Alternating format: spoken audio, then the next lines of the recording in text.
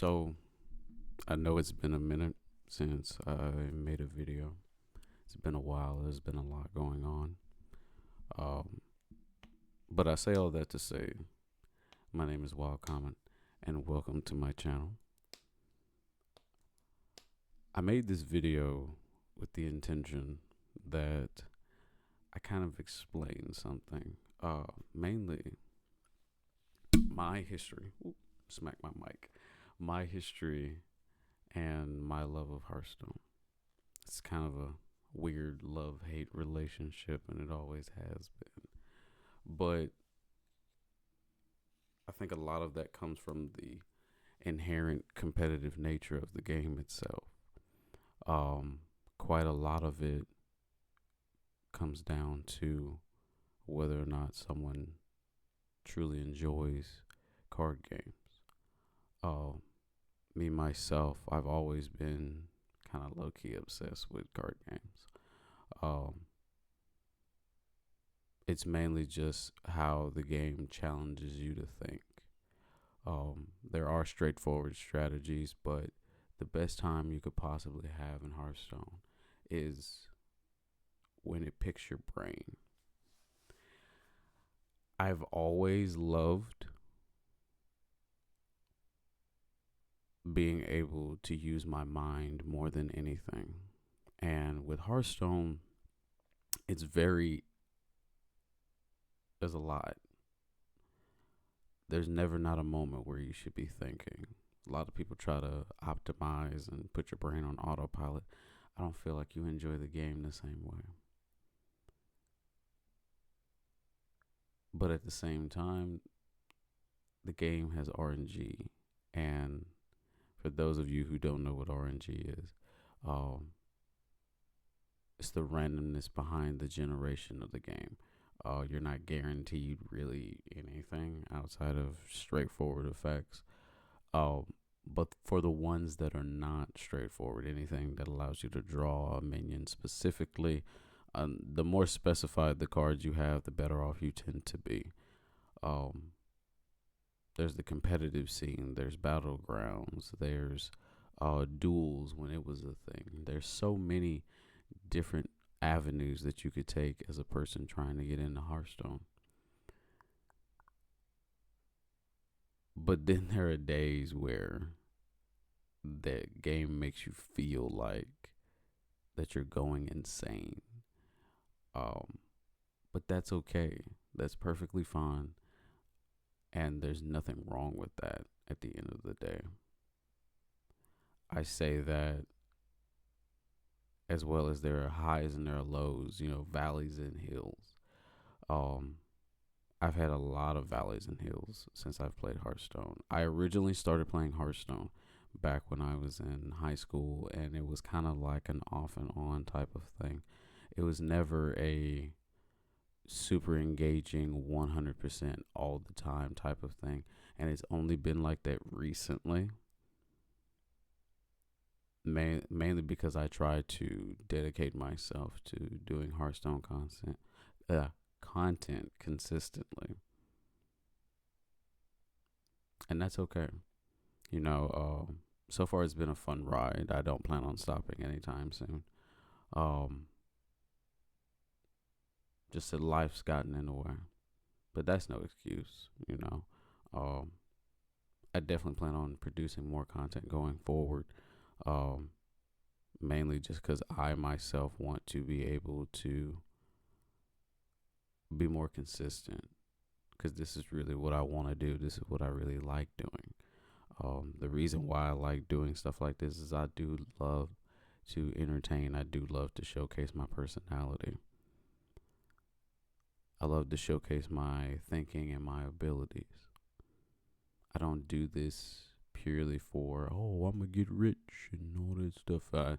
If it happens, it happens. If it don't, it don't. Um, but I'd rather try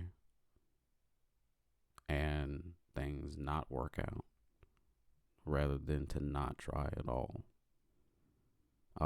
And Hearthstone pretty much puts you in the same ball game. I think the best way in order for you to be successful is sometimes you just gotta try shit, dude. Like, it's not 100 gonna be 100% all the time the greatest thing ever. Um, and you have to truly, because only by trying and only by dedicating yourself to what it is that you're doing do you fully realize that there's so much that you miss half the time. There's so much that you miss. I mean, there's card effects, there's interactions that you just don't know about, and you can't know about everything.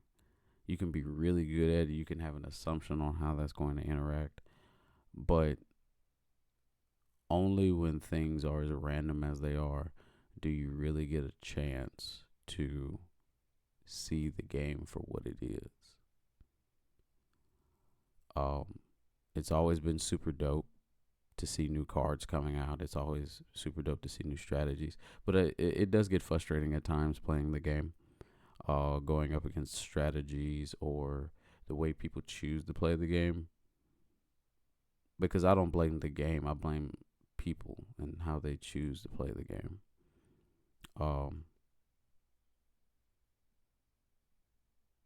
I feel like that there are super fun strategies in the game, and then there's stuff that like you could do that's like super optimized and it works out for you to be successful all the time. But I think only by optimizing what it is that you want to play do you truly get to see how the game, how far you can take something, how ridiculous it can be, because it can be insane. Like there's so many insane things you can do in this game, and for it to be something that I can dedicate my time to and be successful at, yeah, I'm gonna see my fair share of failures, my fair share of shortcomings, but in reality, these I can commit myself to this, and it doesn't come back to bite me, you know. Um, Not in the way that other things do, and I think that's a lot of where my love of Hearthstone comes in. Um, Fighting games themselves have been very similar, but fighting games is more damaging. You know, the higher you get, the more that's at stake. Essentially, I mean, of course, at the end of the day, it's just a game. All of it, it's really just gaming. But the amount of time, if you aren't playing a certain type of way, the amount of time it takes for you to get back to where it is that you were originally. For one single costly mistake, you could be on a downhill slope for like literal days. But I don't feel like that's the case with Hearthstone. I feel like you could take a back step and that it's less damaging than it has been in the past. I think the game's in a healthy state. A lot of pros and other players may not agree with me, but I feel like when every deck has an opportunity to play something that's really crazy and really fun, do you truly get to see just how competitive the game can be? I think personally, I've never been the type of person to agree with meta structures in any game. I think meta structures are stupid, and that's purely based on the fact that it's only the optimization of, more often than not, the most recent of things. It doesn't account for everything that encompasses in the game. And I realize, like in certain card games, that there are ban lists, that there are cards that are limited or tweaked or whatever the case may be. But I feel like the strategy, the overall strategy of certain archetypes or even certain strategies can be widely evolved, and that a lot of people just don't consider it. But I basically made this video to share my opinion, um, to give people an update who may not have seen me in a while. Um, and yeah, that's really about it. So I'll see y'all when I see you.